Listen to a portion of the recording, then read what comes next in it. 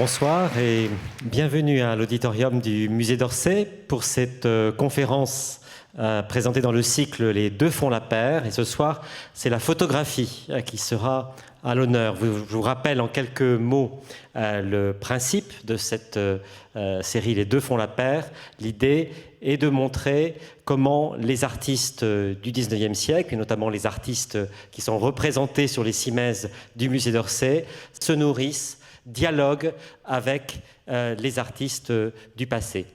Donc ce soir, cette conférence sera consacrée à la photographie, un art qui est largement représenté dans les collections du musée. Et je vous demande d'accueillir Marie Robert, qui est conservatrice de la photographie au Musée d'Orsay. Merci beaucoup.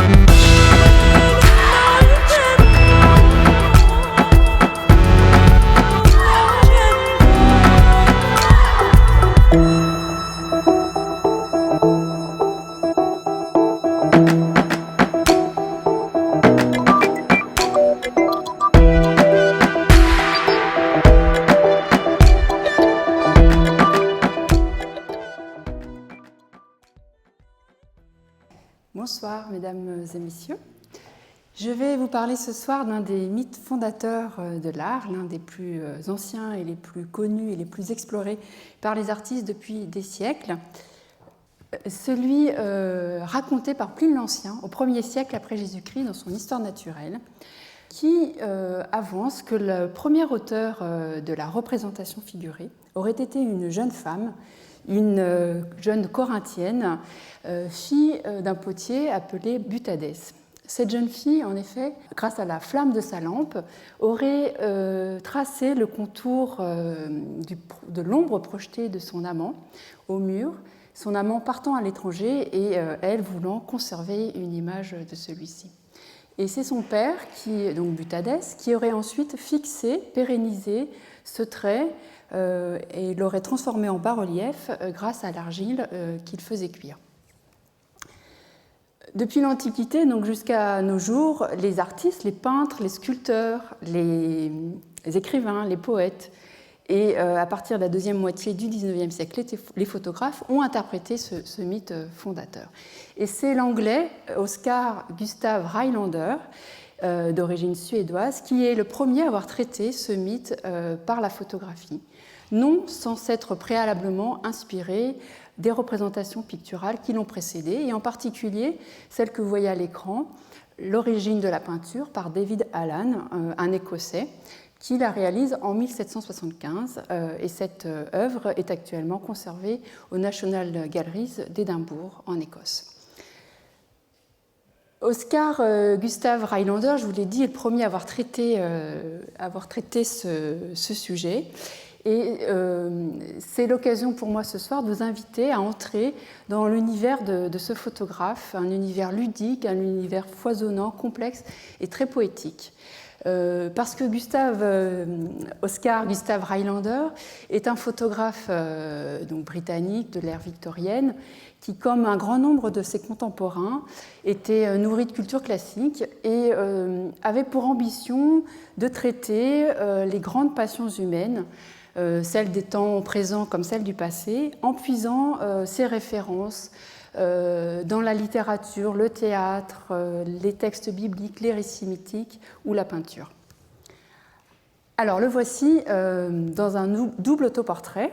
Grâce à un habile trucage, ce Rylander, qui est appelé communément donc, le père de la photographie artistique, mais qui reste assez énigmatique. On sait qu'il est né qu'il est né autour de 1813 en Suède et qu'il va se former à Rome, à l'Académie. Il va apprendre la peinture et la sculpture et copier les maîtres anciens.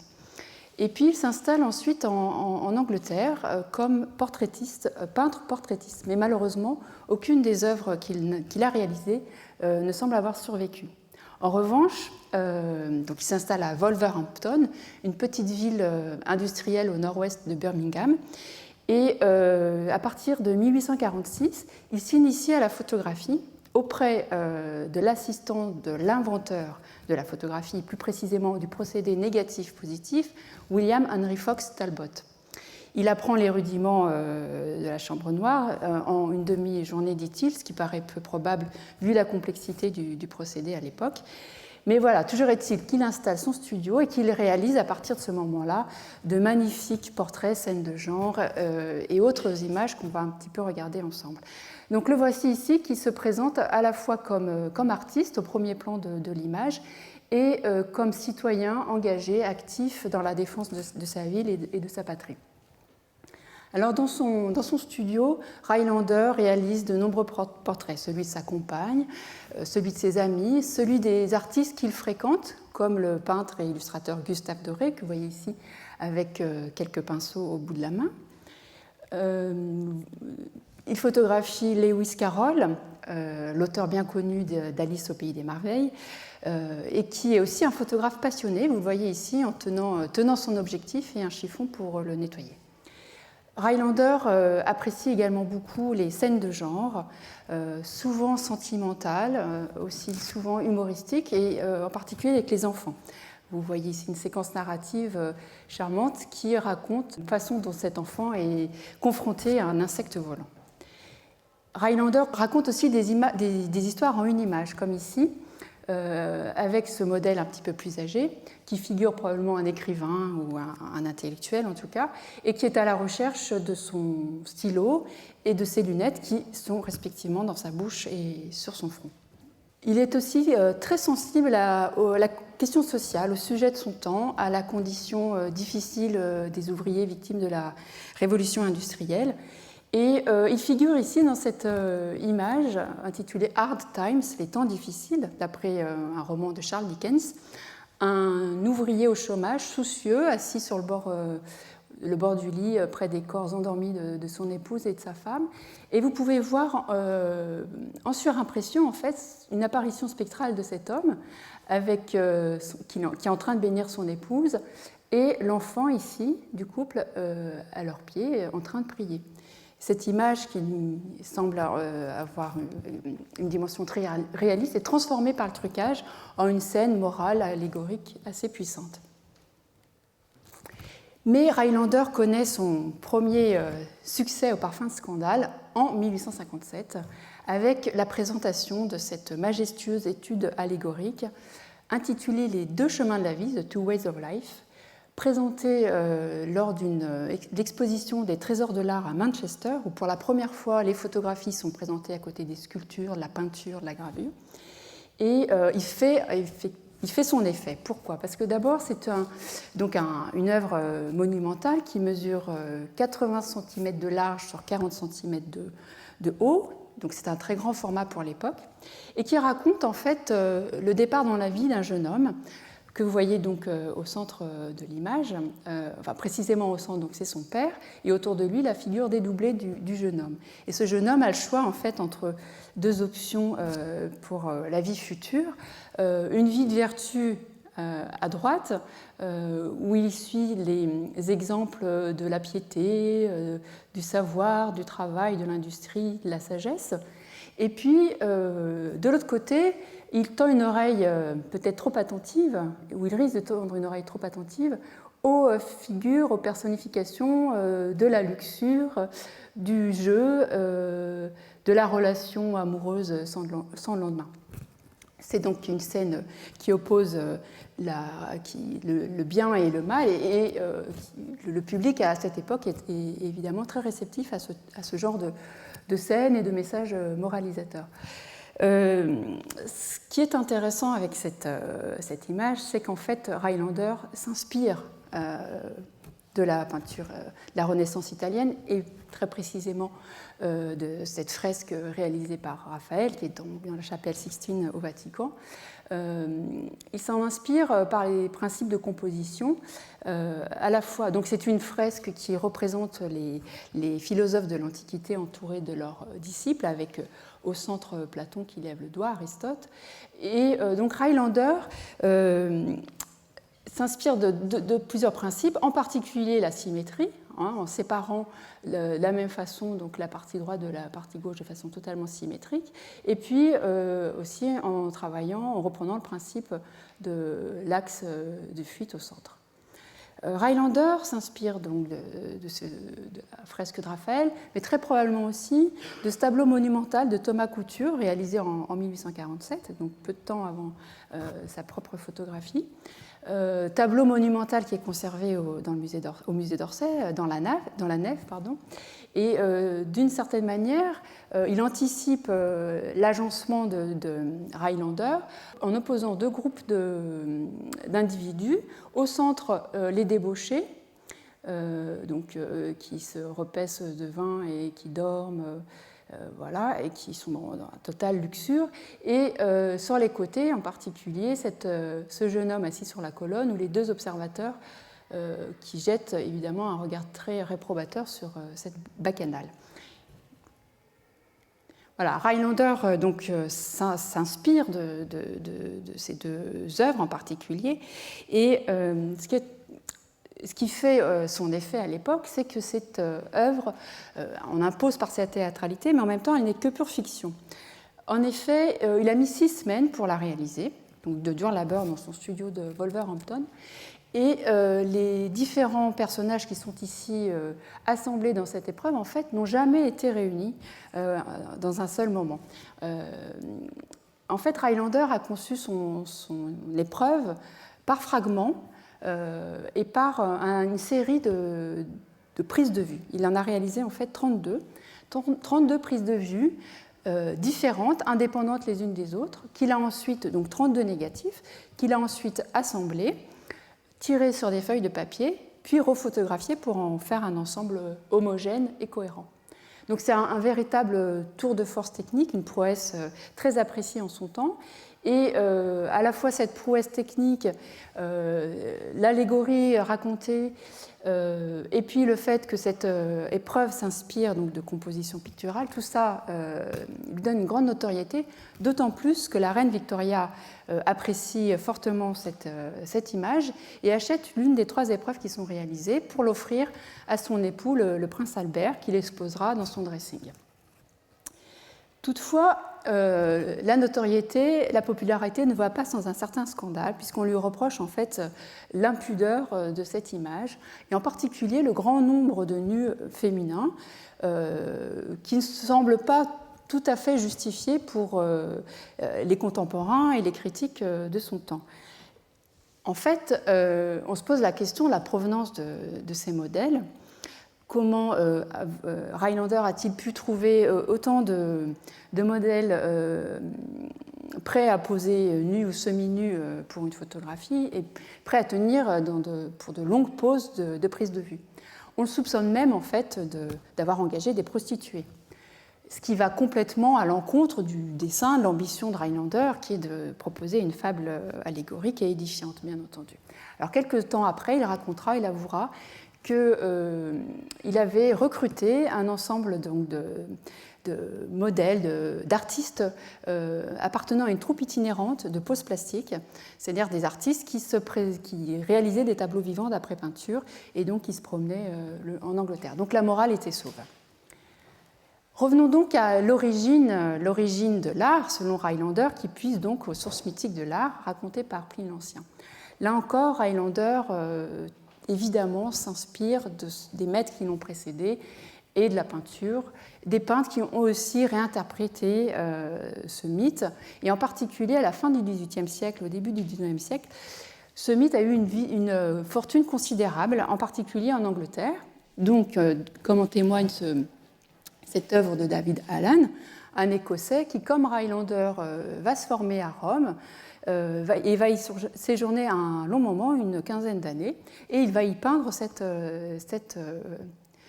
toile, l'origine de la peinture, en 1775. 10 ans plus tard, c'est Joseph Wright of Derby qui réalise donc cette jeune fille corinthienne à la suite d'une commande qui lui a été faite par Josiah Wedgwood, qui est en fait le fondateur de la célèbre manufacture de porcelaine. Et en quelque sorte, c'est un potier, Wedgwood, comme Butadès.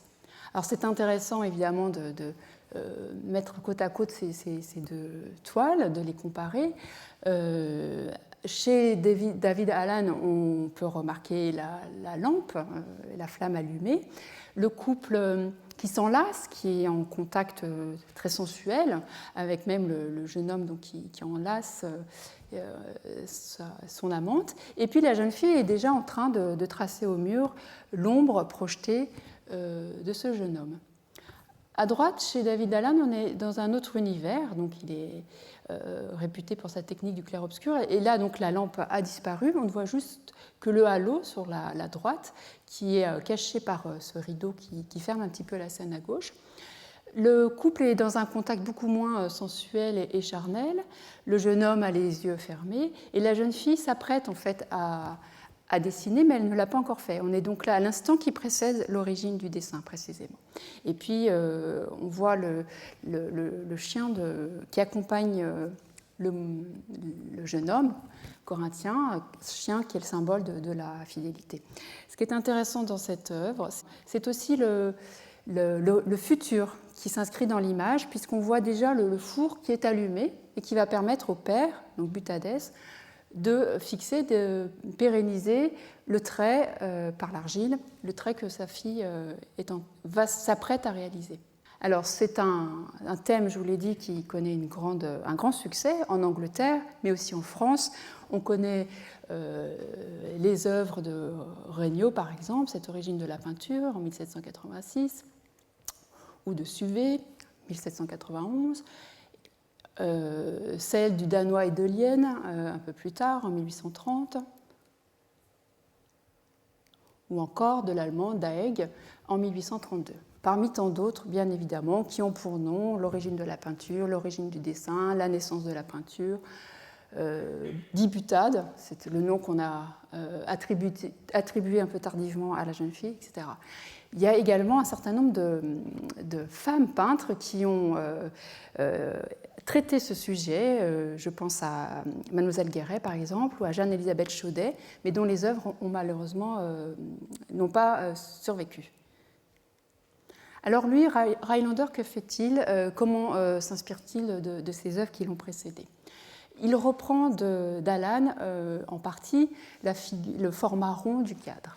Il reprend aussi le positionnement des modèles en mettant donc son jeune homme sur la gauche et la jeune femme sur la droite, et puis forcément donc, il propose les mêmes profils à l'image. Par rapport à Wright, ce qui est intéressant, c'est qu'il reprend lui la position de la jeune femme qui monte son dos et qui pose son genou sur sa chaise de repos, le genou gauche. Est-ce l'effet du scandale de Two Ways of Life, les deux chemins de la vie ? Chez Rylander, le contact entre les corps est lui aussi très chaste. Aucune partie du corps féminin n'est véritablement dévoilée, d'une part. D'autre part, du fait du réalisme de la photographie, le trivial touche au sublime, ou le sublime touche au trivial, par la présence des corps, les coiffures, la couronne à l'antique, les vêtements, la couronne des fleurs, pardon, les vêtements à l'antique.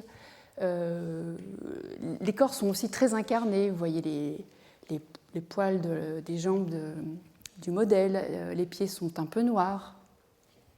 Finalement, tout ça nous ramène dans la réalité du studio, de la prise de vue, et peut-être que l'illusion est un peu brisée avec la photographie. En fait, cette photographie, c'est un véritable manifeste visuel. En déclarant, d'une part, que la photographie trouve la même origine, la même pulsion amoureuse que la peinture et le dessin, et en lui assignant la même origine légendaire, finalement, Rylander élève la photographie au rang des arts les plus nobles, au rang de la peinture et du dessin. C'est même plus qu'un manifeste visuel, c'est presque le paradigme de la photographie. Pourquoi ? Parce en établissant l'art de fixer les ombres au fondement de l'acte photographique, l'ombre étant la valeur inversée de l'image, son négatif, eh bien Rylander renvoie finalement à l'invention de Henry Fox Talbot en 1835, l'invention du négatif, date à laquelle justement Talbot réalise donc sa première image, la fenêtre de sa résidence à Lacock Abbey, saisie donc en négatif. Et Talbot, à ce moment-là, intitule sa découverte fondamentale « L'art des ombres ». Je voudrais terminer par une dernière image pour d'abord évoquer avec vous la réinvention continue du mythe et puis pour s'interroger finalement sur le véritable inventeur de l'art, que ce soit la peinture, la sculpture, le dessin, la photographie. Parce qu'en fait, chez Pline, qui est l'inventeur ? Ce n'est pas la jeune fille qui trace un peu servilement le contour de l'ombre projetée. C'est son père qui va lui pérenniser, fixer l'image. Karen Knorr, qui est une photographe vivant actuellement en Angleterre, née en 1951, a bien perçu la dimension peut-être misogyne de cette légende mythique. Et donc elle a voulu à son tour proposer une nouvelle interprétation de cette légende. Elle s'est figurée elle-même en corinthienne. C'est elle qui trace le profil de son amant, qui, première transgression, n'est pas un amant, mais une amante. Et puis, deuxième transgression, elle pose à côté d'une icône de l'art classique, le Doryphore de Polyclète, mais il est tête coupée, comme vous pouvez le constater, et en plus, elle lui tourne le dos. Double, triple transgression. Voilà, je voulais, avec ces quelques photographies, vous montrer la richesse inépuisable de cette légende et également vous rappeler avec Karen Knorr la place, le rôle des femmes dans la création artistique. Merci.